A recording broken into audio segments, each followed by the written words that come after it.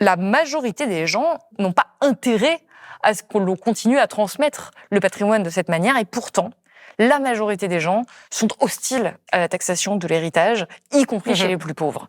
Pourquoi ? Alors, c'est effectivement un fait surprenant, mais qui témoigne de notre attachement profond à la transmission familiale du patrimoine. Nous sommes attachés à l'héritage familial et collectivement, nous sommes très défavorables à la fiscalité successorale.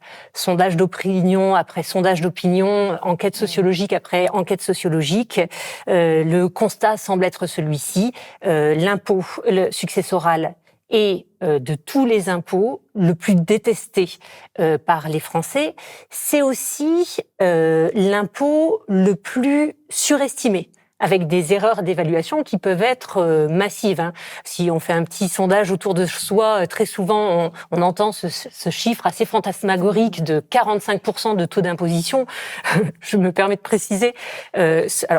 Effectivement, dans ce chiffre, ce taux d'imposition existe. Il concerne les transmissions de plus de 1,3 million et uniquement pour la partie qui dépasse le 1,3 million. Autant dire que ce 45% en fait concerne très peu de transmissions et n'est jamais pratiqué. N'est jamais pratiqué sur le total, parce qu'en fait sur le total, exactement, très exactement, parce que on prend les tranches inférieures, donc tout ce qui est en dessous d'1,3 million n'est pas taxé à 45%.